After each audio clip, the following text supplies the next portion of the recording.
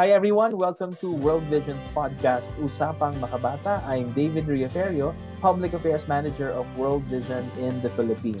Ang pag-uusapan po natin ngayon ay climate change and disaster risk reduction. Our guest is from World Vision, our Technical Manager for Climate Change and DRR, Yasma Gani. Yasma, welcome to Usapang Makabata. Hi David, salamat sa pagpapaunlak niyo. No? Salamat sa imbitasyon ninyo para magsalita dito sa Usapang Kabata. So I'm very happy na nagkaroon na ng chance ang Climate Change and DRR na program naman ng World Vision para pag-usapan ito. Kung ano nga ba ito?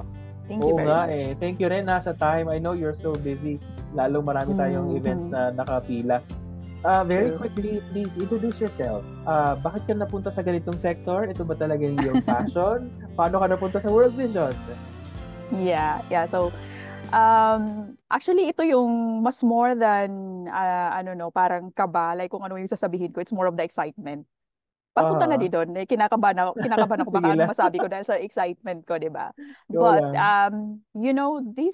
this one, talking about and doing something on climate change and DRR, it's not really just a job for me or profession for me, a career for me. It's really my advocacy. So, it started actually way back when I was in college. So, wag na nating Sige lang.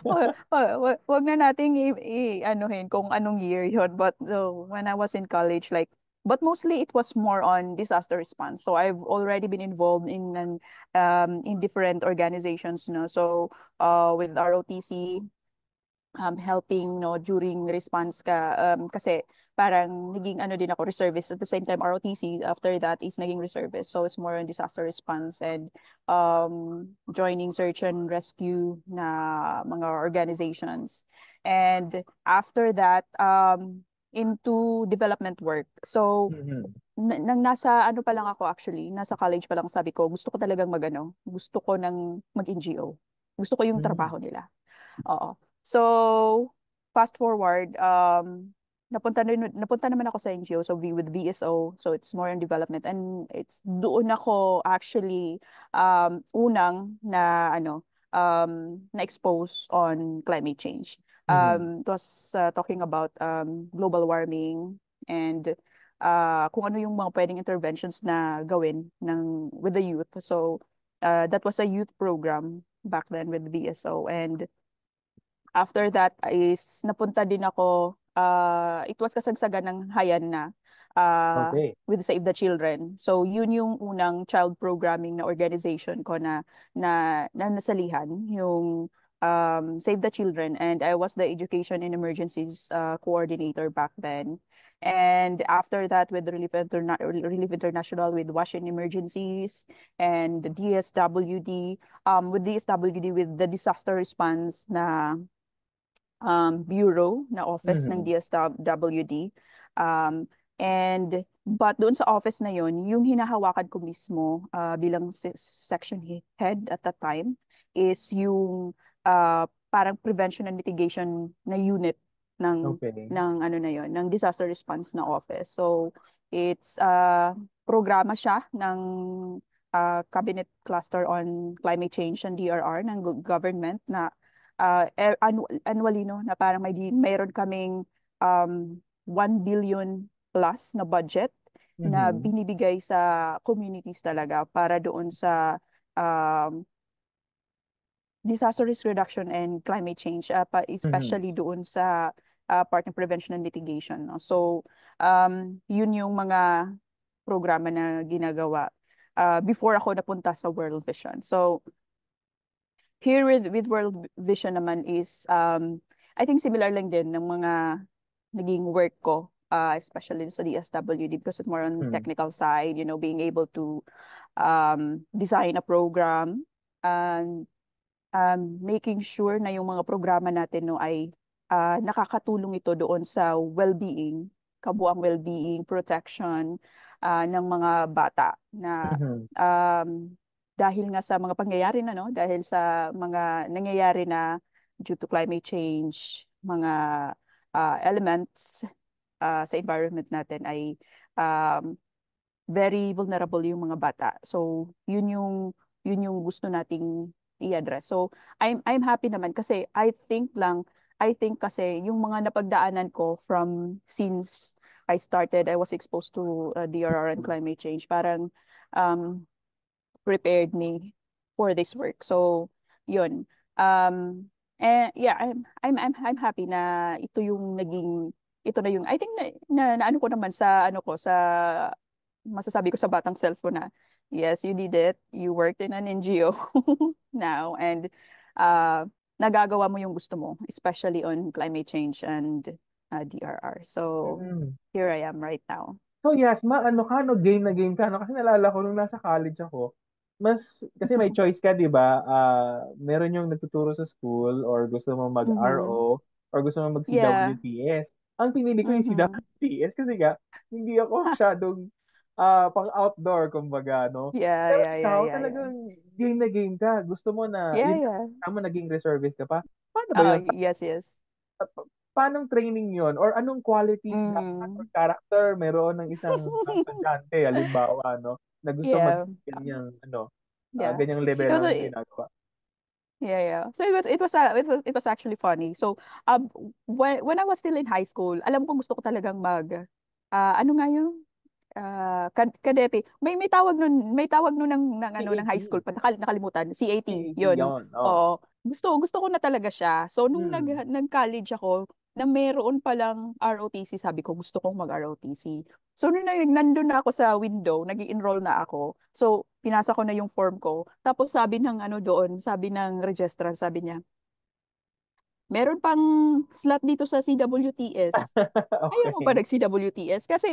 Kasi alam nila na yung mga estudyante nagpapaunahan tuwing enrollment para sa slot ng Ayun, CWTS. oo. Kasi pag mapuno na yon, automatic mapupunta ka na sa ROTC. Parang ganon. So may Mm. limited lang slot yung CWTS. So mostly ng mga kabataan, ng mga estudyante gusto ng CWTS kasi iba din ang training ng ROTC. Kasi unang-una, may pagka-rigid siya ng training kumpara naman sa Yeah, oo nga. CWTS, no?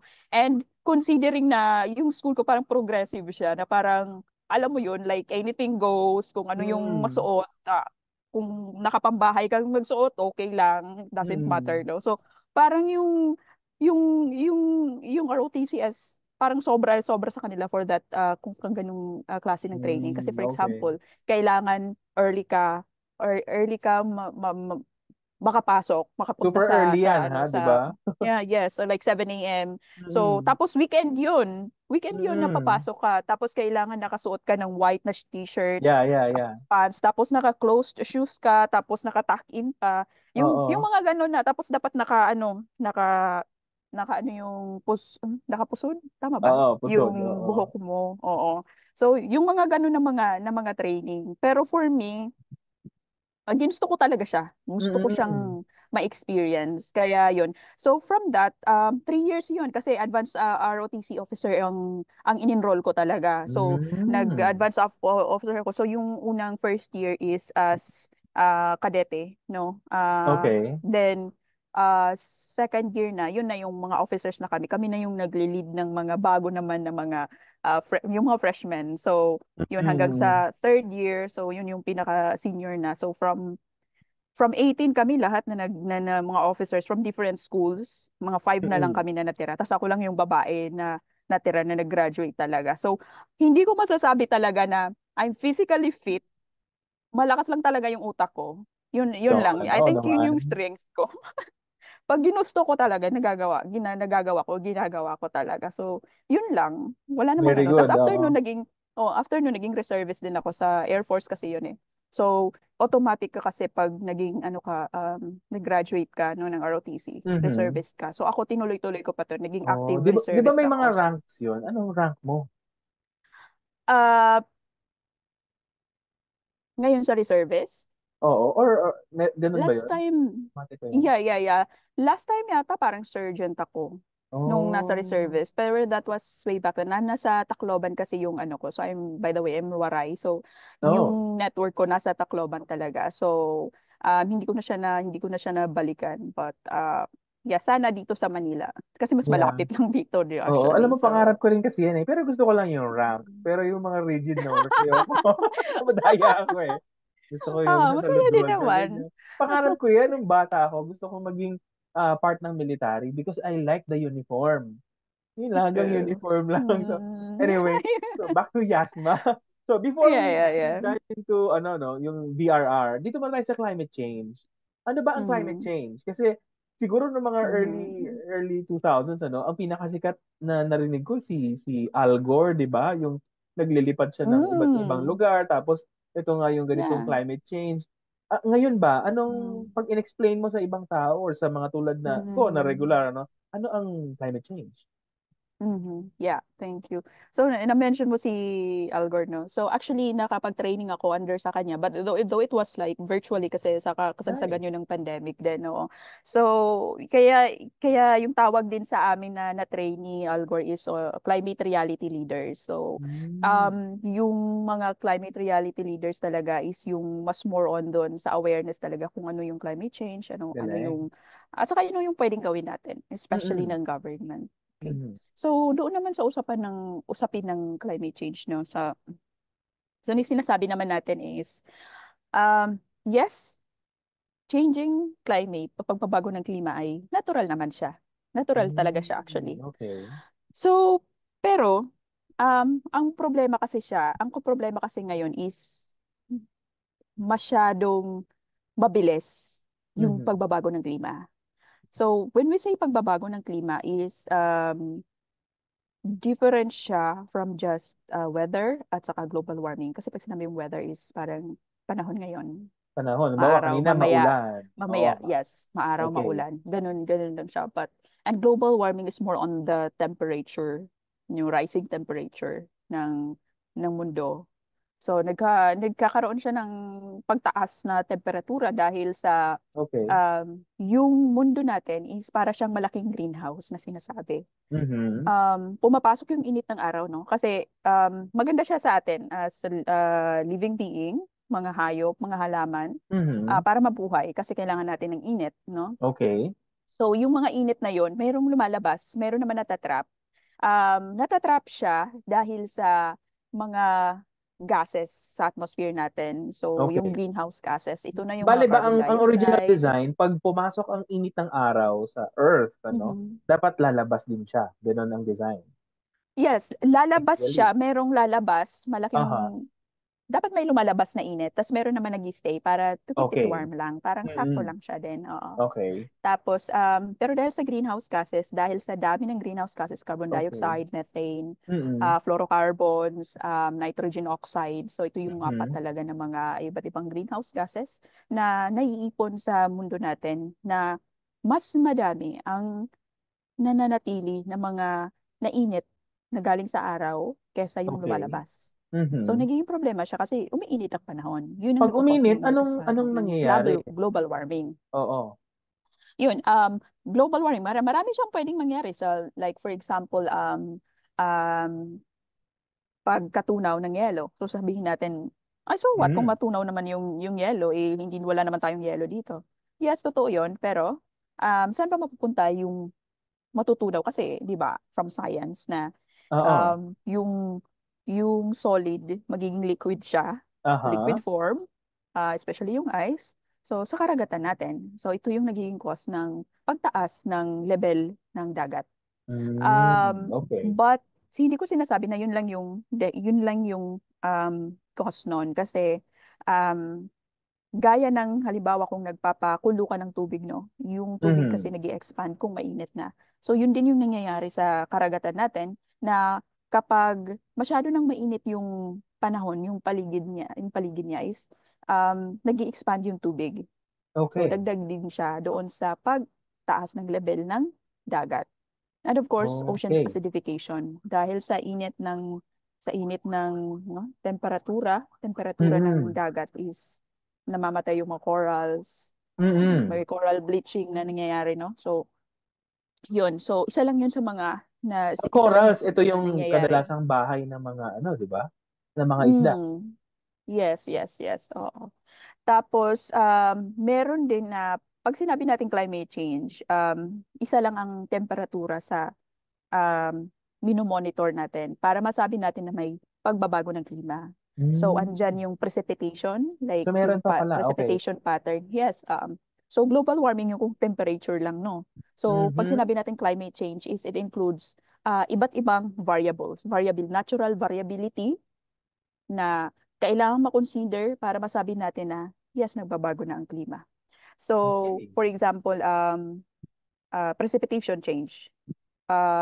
For example, itong place na to is hindi naman siya nakakaranas dati ng madalas na pag-ulan. Pero ngayon, madalas ang pag-ulan at malakas pa yung bagsak. Madami yung binabagsak na tubig. And then, meron namang isang lugar na hindi na sila nakakaranas at all ng any pag-ulan. So, isa rin yun sa tinitingnan, no, precipitation pattern. Uh, Tapos yung wind, yung hangin. Mhm. Ano ba yung naging pattern na ng hangin? Mas naging malakas ba ito? Aha. Um, Kasi ito yung mga bubuo ng possible na bagyo. So ang bagyo ay malakas na hangin. Ang bagyo Okay? ay hangin, di ba? Ang bagyo ay hangin. So ito yung Ayan, madalas okay. na Ganito, misconception ng crash mga course natin tao. to eh. Okay. Yes, oo. Pag sinabi nating bagyo, hangin talaga yun. Malakas na hangin. Nagkataon lang kasi dito dahil sa tropical tayo, kadalasan na pag may bagyo, may ulan. Nagsasabay siya. Pero pwedeng bumagyo talaga na walang ulan. Pero sa atin, Mm. kadalasan lang, pag may bagyo, may ulan siya. So, ang Okay, bagyo okay. ay malakas na ulan. So, yun siya. Tapos, yun nga, naikwento ko no, yung sea level rise. So, pagtaas ng tubig. So, yun yung mga ibang mga consideration sa yung melting ng snow, ganyan. At marami pang iba, no? Kaya sinasabi ko parati na when we say na magsabi tayo na ito ay dahil sa climate change, be careful na magsabi Oh. tayo ng gano'n kasi science-based siya. So pag sinabi mo dahil ito ay ang dahilan nito ay climate change, meron ka bang kung hindi ka man scientist no at pinag-aralan mo Mhm. ito, nasusulat ba ito? Meron ka bang reference on this? Very good. Sinabi ba ito ng person or agency in authority like for example DOST? Sila yung nagano na okay, meron ng pagbabago ng klima or pwedeng yung mga ibang mga organizations natin like sa UPRI, uh, Manila Observatory, mga ganun. Na pwedeng mayroong mga may kakayanan no na magsabi na may may nagbabago nga yung klima, parang ganun siya. So, and dahil dito, I think Mhm. na-mention ko naman no na dahil dito sa climate change na to ay nagkakaroon siya ng mga hazard, mga associated na hazards. So yung mga Mhm. nabanggit ko kanina, yung sea level rise, Yeah. yung bagyo, pwede rin yung pagbaha dahil Mm. sa precipitation pattern change, no? Dahil sobrang dami ng binabagsak. So dati kung hindi naman siya binabaha ng lugar na yon, binabaha na siya kasi or Mm. madaling magbaha dahil nga sa sobrang dami din ng binabagsak na tubig. So, Mhm. mga ganun. At saka doon din sa temperature na sobrang init ng panahon, di ba? Itong summer, 'di Well, ba, napakainit. Isa ba yeah, 'yun? Yung El Niño? although ina-attribute yun sa El Nino, pero Okay.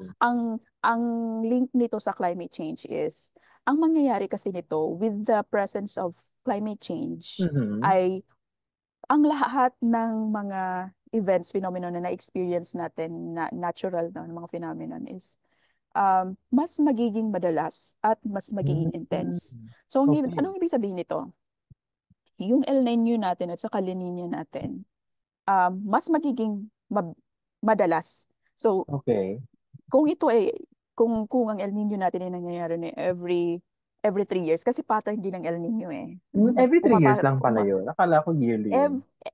ev, every 3 to 1 year, 1 to 3 years. Oo, so So, may yun gano'n yung pala pattern na niya. mm. Oo, may ganun siya. So, kung 1 to 3 years yung pattern no, like sabihin natin every 3 years yung nagkakaroon tayo ng El Nino. Dahil Mm. sa climate change, um, pwede siyang mag-exacerbate, no? Pwede siyang mas magiging frequent, mas madalas, Okay. maging yearly na yung El Nino at saka mas magiging matindi yung init. So, Mhm, mhm. kaya nito lang, parang umabot yata ng 50 degrees. Tama ba Yes, ako? oo.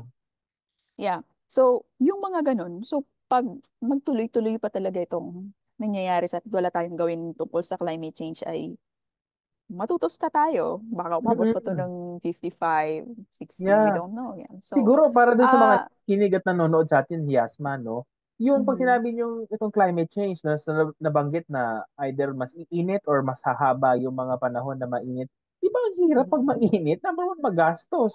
Kasi mas Yeah, marami kang yeah, yeah. gagamitin na dekuryente Mhm. halimbawa. Tapos, mas Yeah, makakainit ng ulo. Kasi init, di ba? yeah, Nakakatamad yeah, yeah, yeah. kumilos. At saka, di ba yung Yeah. ang dami nating ginagawa outside? So, mas prone tayo sa Mhm. sakit. So, yun siguro yung Yeah. isa sa mga, I mean, ilan sa mga impacts Mhm. dito sa atin. Sige, Yasma, please continue. Yeah. Yeah, totoo yan. And yan ay na-experience natin as an adult. Ano pa yung mga bata na Oh, good point. mga bata, mga Yeah, yeah. matatanda, yung mga vulnerable, may mga sakit na ang hirap mag-regulate ng katawan. Kasi Oh, need galing ka ah. mag-regulate nun kasi kung mainit, parang yung katawan mo din, kaya nagpe-perspire tayo. No? Parang nire-regulate din yung katawan natin na makapag-adapt doon sa init. Pero Okay. yung mga bata, mga matatanda, mga may sakit, wala silang ganung kapasidad, no? To regulate their Oh. body. Na, okay, mainit na, so kailangan mag-adjust yung katawan ko. Hindi. So, Mm-mm. kaya madami din na, ano, yung mga bata din na nakaka-experience ng heat stroke na Ah, okay. dahil sa init ng panahon. And of course, especially kung nasa labas yung mga bata or nasa paaralan, hindi natin na monitor yung intake nila, yung water intake nila. So, Mm. mahalaga yun na yung school natin is prepared, no? Yeah. Yung mga kung saan yung pinupuntahan parati ng mga bata during Oo. daytime. Ma Most of the waking hours nasa ano sila, nasa school sila preparing Mm-mm. for school. So, importante na yun nga, we make sure na may sapat na drinking water yung mga bata. Yeah. Mismong schools na sana nakakapag-provide noon or Mm-hmm. uh, kahit yung mga parents, no, makapag-provide sila ng dadalhin na mga na tubig, litrong Yeah, tubig yeah. sa mga bata Oo. pagdating nila sa school. So, No? So, Yasma, malaking bagay um, pala na, ano, no? Kasi, di ba, nagkaroon ng mga suspension ng klase. yeah. Totoo pala siya. Kumbaga, legit pala siya, no? Na concern. Na ganun Yeah, pala. it is actually. Na ang katawan ng Mm. bata, Yeah. napaka-vulnerable tulad ng sa mga elderly. Mm. Hindi kaya Yeah. mag-regulate agad ng temperature. Yeah, yeah, yeah, yeah. Kaya meron din mga cases talaga ng mga nai-heat stroke ng mga bata. Okay. Pero sa ganyan din, pag halimbawa ang mga bata ay nasa mga bahay nila, okay Yeah. lang yun doon sa mga okay naman yung condition nila sa bahay nila, environment nila sa bahay. Pero yung mga bata na, alam mo yung naging outlet yung school para sa any Oo. disturbance sa bahay nila, no? Uy. Yun ang hindi rin maganda. So, as much as possible, gusto natin na yung mga bata ay mapunta talaga sa mga schools, no, na nag-aaral Mm-mm. sila, well accounted for, Yes. natututo, na Aha. namomonitor talaga, na nag-aaral, mga ganyan. So, iba pa rin kung nasa school.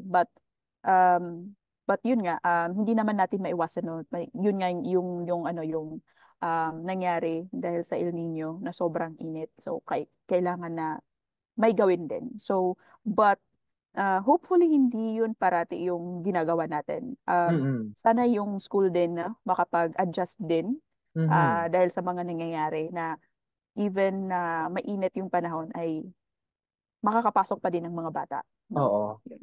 Hoy, ang galing sa So, mga yun. nakikinig at nanonood. Ang galing ni Yasman, no? I mean, kasi climate change yung pinag-usapan natin, global warming, ang laki-laki ng mundo. But Mhm. again, naibaba niya dun sa level kung bakit ang World Mhm. Vision ay nandoon sa mga communities, paano True. naapektuhan ng climate change yung mga kabataan. Mhm. Maisingit ko lang, magkano bang isang laptop? Baka naman equivalent na yun ng isang aircon. Ikabit sa mga classroom yan, ano? Tapos, may special rate naman sa Meralco o di kaya sa mga 'di ba power distributors ang eskwelahan, mano man lang gawin nilang CSR 'yon ano. I Mhm. don't know, just me thinking or meron din naman mga paraan 'di ba pwedeng yung architectural designs, maybe contact Yeah. Palafox, he can he can design for you a school na maayos ang ventilation. Nag-name drop ka talaga. Wala, Ay, Fox. sorry. Naririnig ko lang kasi na isa siya sa mga Yeah, ano. yeah, yeah, yeah, yeah, yeah, yeah, Oh. yeah. Of course Anyway, naman, sige, oo. Yasma, please continue. Maybe you'd like Oo, to go to DRR naman. So, disaster risk oo. and reduction. Yes. Paano na ito Yeah, nagkaka... actually, papunta na ako. Actually, Ay, yeah, nag-discuss na yeah, yeah. tayo Oo. papunta doon, oo. Pero balikan ko lang yung sa ano, yung sa school, no. Sure, sure. I will not say na air Okay. condition yung school, yung sagot doon kasi kung i-check din natin yung greenhouse gases, no. Ganun din pala. Free Okay. yun. Oo, so hindi rin Mm-mm. maganda siya sa kapaligiran natin yung air Sige, sige. conditioning unit. So mas maganda yung sa design mismo, yung sa Mm. school, yung maganda yung ventilation, maganda yung alam mo yon yung make sure na lumalabas yung init at saka pumapasok yung lamig and Mhm. yung mga schools ay dapat napapaligirin siya ng mga vegetation, mga Mhm. puno, mga um, I don't know, bodies of water na Yeah. pwedeng may cooling effect no sa sa kapaligiran ng bata sa school. So yun mas more doon sa design kaysa doon sa um, directly kaagad mag-aircon siya doon. Thank you. Yun Ayan, lang. importante. Kasi Expert ang sobrang kausap. Okay. Very good. kasi sobrang Sige. sobrang dami ng school, sobrang dami ng Oo. school. Oo. And so yun yung mga example yun yung mga sinasabi ko na example ng mga disaster no. So yung sa disaster naman, yung na mga na-mention ko na um associated hazards sa climate change, yun yung sinasabi na natin na natural hazards, no? But when we say hazards, meron siyang iba't iba din, hindi lang yung natural hazards like yung nabanggit ko na climate change, pagbaha, Mhm. ano tawag nito? Sea level rise, mga ganyan, drought. So hindi lang siya. Ito siya is meron siyang iba't ibang hazard like hydrometeorological na mga hazards. So ito uh, yung bagyo, pag-ulan, pagbaha. And meron ding geological or Mhm. geophysical. Ito yung related sa uh, volcanic eruption, Yeah. earthquake, yun. So, yun yung mga, at saka mismo, yung tsunami din, kasi natitrigger naman siya dahil sa movement no, ng Earth. So, yun yung geologic hazard. At saka meron din siyang human-induced hazards. Ito yung Mhm. dahil sa tao, kagagawa ng tao. It could be like conflict, war, mga ganun. So, yun yung fire, like urban fire. Mm. Kasi meron ding wildfire na pwedeng natural hazard siya. Okay? So ito yung mga Mhm. fenomeno na nangyayari no na potentially makakakos siya ng harm, loss, injury sa mga tao, sa mga properties, yan, and livelihood. Yan. Pag magkaroon na siya ng effect, injury, loss, uh, to humans, no, at saka sa mga properties, mga livelihood, yun na yung tinatawag na disaster. Okay. Ah, so, habang wala pa siya, we are just discussing about it. Ano lang siya? It's a concept phenomenon na hazard lang yung Mhm. tawag. Pero as soon as makakreate na ito ng damage sa atin, yun na yung tinatawag na siyang disaster. Mhm. Okay. So, dahil sa mga pangyayaring mga disasters, no, dahil tayo ay hotspot talaga tayo ng disaster, yung Pilipinas. Andito na sa atin lahat, the Ring of Fire. So, meaning marami tayong mga bulkan, mga active volcanoes pa. Mhm. And marami din dinadaanan din tayo ng bagyo. Yan. Um, at iba pa, seismic, mga fault lines, ang dami dito sa atin sa Pilipinas. So, dahil dyan, mga kahit mga nung una pang mga panahon pa ni Marcos na mayroon na sa mga executive order na to create a uh, disaster council. Pero at that time, mas more on response-driven siya. Yeah, Mhm. parang na-activate siya during response. Was more response-focused siya. And later on, dahil sa RA 10121, Philippine Disaster Risk Reduction and Management Act, nagkaroon na yung apat na pillars, no?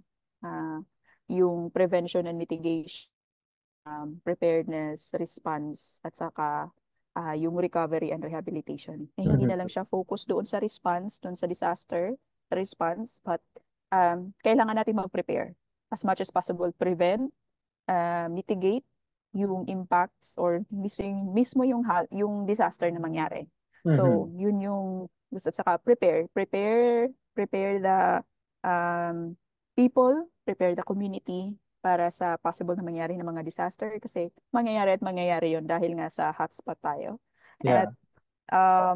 response na by the time na mag-respond tayo, kung mangyari man siya, ay bawasan man natin or as much as possible walang damage, especially to people, no, sa tao. At yung mga ari-arian na din at saka livelihoods, no, ay kung maaari ay walang loss, walang losses of any kind. So yun, and then sa recovery and rehabilitation na by the time na tapos na yung disaster at pagre-responde ay mas better yung magiging life natin, mas maging resilient tayo, mas alam na natin yung gagawin natin kasi meron tayong napagdaanan na alam mo yun na ah, disaster na pwede nating we can learn from. So, yun yung parang cycle na sinasabi, yung apat na pillar din yun. Yeah.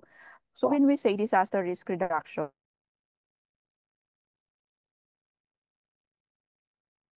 those disaster risks. Okay. Yasma, So, sorry, pakiulit nga when we say disaster risk reduction. Dun sa part na yun. oo. Okay. Sige. So, when we say disaster risk reduction, ito yung apat na pillars no, na we wanted to prevent and mitigate yung impacts or mismo yung disaster na mangyari, prepare for the any disaster, and then during disaster, as much as possible is walang any losses na ma-experience tayo. Mhm. And recovery and rehabilitation is para ma-improve pa yung resilience natin, yung community natin to respond. So parang cycle siya. Parang Mhm. ganun siya. So itong lahat nito, ito yung framework natin for disaster risk reduction. So it is to reduce uh, disaster risks. So when we say disaster risks, parang may formula, parang may formula siya nun eh. Parang Aha. hazard. So alam naman natin ng hazard, no? Difference Mhm. ng hazards at saka disaster. Okay. Yeah. So, hazard ay hazard plus vulnerability Mhm. over capacity. Okay, so kung hazard sa vulnerability yan, sure na yung disaster mo. Pero kung may Okay. capacity ka, mataas yung capacity mo, then marireduce yung risk mo. So, Mm. hazard, sure naman na may hazard tayo dito sa Yeah. Pilipinas, sure Mhm. yan. Then vulnerability, vulnerable tayo. Being also like, hindi naman tayo kayamanan resources-wise. I mean, natural resources, yes, we're rich, but when it comes to system, we can discuss Yeah, yeah. in Part another 2. time. Yeah.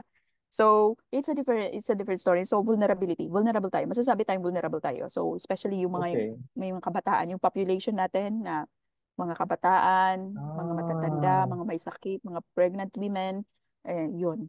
Kung madami tayo sa populasyon na yun, so hindi natin sinasabi na they're a burden. So they also Aha. have their own capacities, but when it comes to disasters, no, may mga ano talaga, may mga instances talaga hindi especially yung mga bata na um, decision making, no? Kaya Mhm. kaya tinitingnan natin yung policy natin na kung saan ba yung bata doon nakalagak, ano ba yung voice niya, ano ba yung ah Very good. ah, oo, yun yung gusto nating hanapin doon kasi when it comes to like yung disaster, nasaan bang bata, 'di ba? Parang nawawala siya. Yung sinasabi na lang natin ay um, we are responding to all, but Mhm. intentionally na hinahanap natin asan yung mga kabataan during disasters yung Mhm. kailangan nating hanapin. So during sa yung vulnerability, like surefire na yon na disaster. Yeah. Pero dahil kasi both nito, yung hazard sa vulnerability, present tayo. May Mhm. present sa Pilipinas. Pero pwede lang natin itong um, sabihin natin na ma-reduce yung risk na yun, yung disaster risk na yun is mapataas yung kapasidad natin. So, Okay. when we say kapasidad, it's understanding risk. Um, Mas maganda na yung mga community, yung mga tao, mga kabataan, alam nila ano ba yung risk na meron sa kanila. Kasi if you know, kung alam mo kung paano siya i-manage, no? Mhm. So, yun, understanding the risk, ano ba yung risk na meron sa inyo, ano ba yung resources na meron sa inyo, ano ba yung pwedeng itulong ng government sa inyo, ng Mhm. mga other DRR actors sa community ninyo, and ano din yung may tutulong mo. So, bilang bata, no, o kabataan, is hindi sila yung receiving end, kahit sila yung duty bearer, Okay. I mean, hindi sila duty bearer. Kahit sila yung tinutulungan ng mga duty bearers, no, but still, pwede silang maging agent of change din. So, you'll be surprised no, sa mga workshops na nakakausap ko yung mga bataan, masusurprise kasi yung mga ideas nila. So, yun. Mhm. So, I do believe in what I say na they're agent of change talaga. So, yun. Yun yung gusto natin mangyari na sa mga bata pa lang, alam na nila. No, Mhm. we build their capacity. Alam nila kung anong risk nila, anong ah battery. So alam nila kung ano yung risk nila at ano yung pwedeng mangyari no if ever na may disaster, ano yung pwede nilang gawin, ano pwedeng maitulong ng government sa kanila, yung mga ganon. So and then build capacity on mga life skills nila na Mhm. pwedeng gawin. Kung halimbawa uh, nawa nawawala sila or nawawala yung mga parents nila in times of disaster, ano ba yung gagawin Yeah. nila? So that information alone can help no para maiwasan yung mga um, other incidences na hindi magaganda like mga child trafficking during disaster. Mataas yun. Wow, even that, ano? Also, ano tawag nito? Yeah, in general, human trafficking, child trafficking, yung mga ganon. Child labor also, mataas Mhm. siya during disaster. So, yun yung gusto nating maiwasan. So, the information alone, alam nilang mga bata kung anong gagawin nila during disaster, sino yung lalapitan nila, ano yung rights nila. So, that's very important. No? So, dami mo na sinabi, disaster risk reduction. Yun. So, yeah, disaster risk reduction, yun. Yasma, thank you ha. Ang dami kong natutunan. I'm sure yung mga Mm. manonood or nanonood, kasi sino yun, no? Marami rin silang natutunan. We should have a part 2, no? Kasi himay-himayin natin yan. Sure. Ang dami kong Yeah, I love it. natutunan, no? Yung systems natin na resources na kailangan. Mm. And also itong, ang disaster pala, nanganganak siya. Merong mga Yeah, problema yeah, sa child labor, child trafficking. yeah, Thank you so much yeah. for your time. Maraming salamat po sa lahat ng sumama sa amin dito sa isang Usapang Makabata. I leave you with this prayer from Psalm 104:24 to 25. How many are your works, Lord? In wisdom you made them all. The earth is full of your creatures. There is a sea, vast and spacious, teeming with creatures beyond number, living things, both large and small. Again, Yasma, thank you so much. Maraming salamat po. I'm David. God bless you. Yeah. Thank you.